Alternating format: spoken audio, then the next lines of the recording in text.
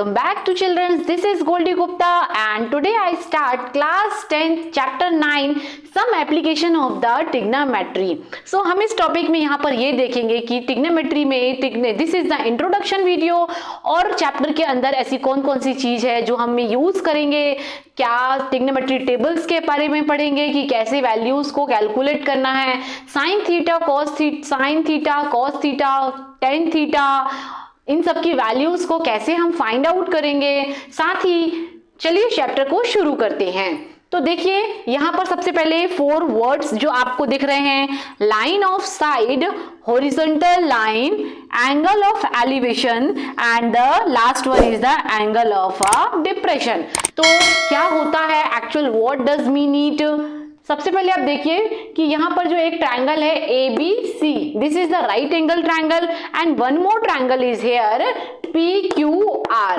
Okay, सो इन triangles में आपको दिख रहा है जैसे कि सपोज कोई ऑब्जेक्ट है यहाँ पर, ठीक है, नहीं sorry, one of the person he is standing here and he is watching one object here. C जो है यहाँ पर क्या है, एक ऑब्जेक्ट है ना। Person A is watching to person C. तो उसने क्या किया यहाँ पर, जब वो देख रहा है तो उसका जो आईज है वो ऊपर की तरफ है, तो ऊपर की तरफ है ये जो line sorry angle AC line जो है इस ट्रायंगल ट्रायंगल ABC ट्रायंगल में जो ये AC लाइन है ये क्या है, लाइन ऑफ साइड है and AB line is here horizontal line. क्या है ये, हॉरिजॉन्टल लाइन है।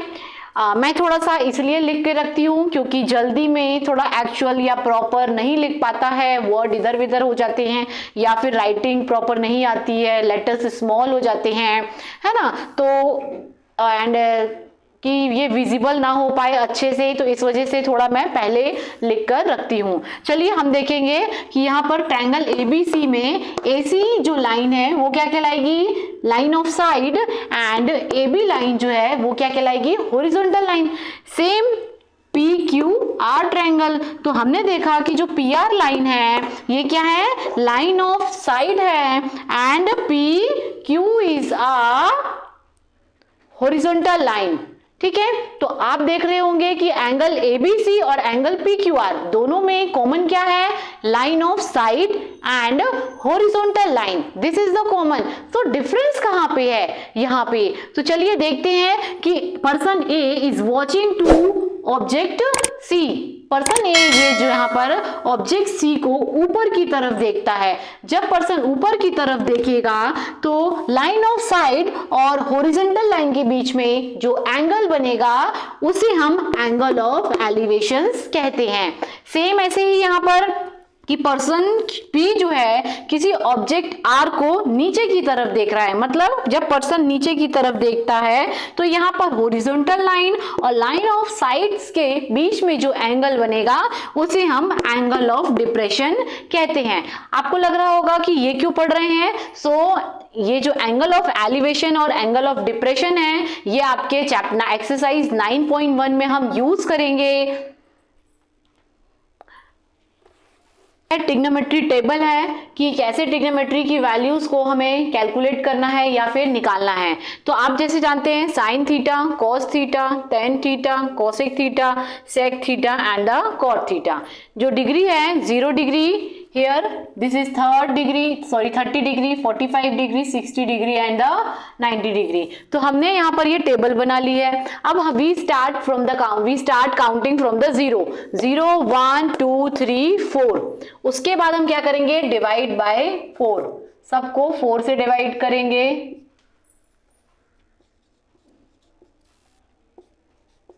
देन अंडर रूट लगाएंगे सब में, ठीक है। क्या किया है, अगेन रिपीट कर रही हूं, पहले हमने काउंटिंग की है 0 1 2 3 4। सेकेंड स्टेप हमने लिया है 4 से सबको डिवाइड किया है। थर्ड स्टेप जो है हमने सब में अंडर रूट लगाया है। ठीक है, तो यहां पर जो है 0 डिवाइड बाय 4 और उसका अंडर रूट, तो 0 का क्या हो जाएगा यहाँ पर 0। अब 1/4 का अंडर रूट क्या होगा, तो देखिए 1/4, 4 का अंडर रूट क्या होता है 2, मतलब 2 निकल के बाहर आता है, तो इसलिए sin 30 कितना हो जाएगा 1/2। यहां पर जो है 2 1 2, 2 2 4, कैंसिल हो गया, तो कितना बचेगा 1/2। तो यहां पर इसकी वैल्यू कितनी आई 1/2। अगेन 4 जो है बाहर निकल के आएगा जब अंडर रूट में, तो कितना बन जाएगा वो 2, प्लस यहाँ पर जो रूट है वो क्या हो जाएगा √3, और 4 से 4 कैंसिल, तो कितना बचा 1। अगर 1 का अंडर रूट हम निकालेंगे तो क्या होगा, ये 1 ही होगा। तो ऐसे ही हमको cos थीटा की वैल्यू, अब हम क्या करेंगे यहां से रिवर्स करेंगे। क्या करेंगे रिवर्स, मतलब cos 90 कितना होगा 1, फिर 60√3/2, तो इसको रिवर्स बैक से लिखना है। ओके, √3/2, फिर ये हो जाएगा 1/√2, this is 1/2 and 0 come here. उसके बाद एक formula tan theta. tan theta जो है आपको पता है यहाँ पे कि tan थीटा जो है sin theta upon cos theta होता है। तो सेम यहाँ पर हम जब tan थीटा की वैल्यूज को हमें फाइंड करना है, तो इन वैल्यू 0 डिवाइड बाय 1 कितना हो जाएगा यहाँ पर 2। ठीक है, फिर यहाँ पर 2 डिवाइड, यहाँ पर इसका 1/2 और √3/2, तो कैसे करेंगे 1/2 डिवाइड बाय √3/2, तो 2 से 2 कैंसिल, कितना बचा आपका 1/√3।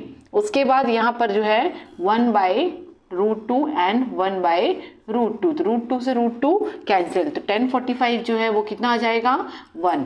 ठीक है, अगेन यहाँ पे √3 डिवाइड बाय 1/2, 2 से 2 कैंसिल, कितना बचेगा आपका √3 एंड 1 डिवाइड बाय 0, तो आपका आंसर होता है इन्फिनेटिव। अब cot थीटा, cot थीटा जो है इसकी वैल्यू हम क्या करेंगे, तो हम यहाँ से लास्ट से इसको लिखना शुरू करेंगे, infinity, then √3 1 here 1/√3 and 0। Okay, फिर sec थीटा, sec थीटा जो है वो cos थीटा का क्या होता है अपोजिट होता है, तो यहाँ पे तो वही रहेगा 1, फिर √3/2, तो कितना हो जाएगा ये 2 डिवाइड बाय √3, 1/√2, तो क्या हो जाएगा √2/1। ओके, 1/2 तो मतलब 2/1, तो आप इसको 2 ही लिख सकते हो।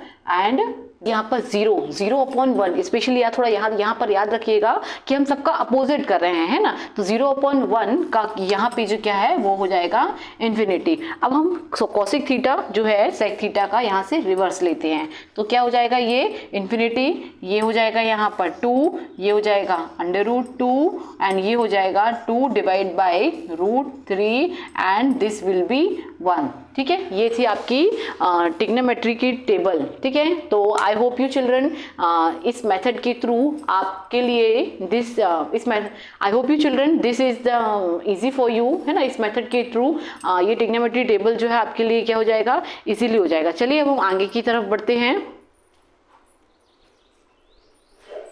अब हम यहाँ पर जो है एक मेथड के through sine cos tan theta की वैल्यूज को निकालेंगे। ठीक है, तो मैंने यहाँ पे लिखा है PBP एंड HHB, ये कोड है, आप जिस तरीके से याद कर सकते हैं उस तरीके से कर लीजिएगा, है ना। सिर्फ PB, देखिए यहाँ पर क्या है PBP HHB।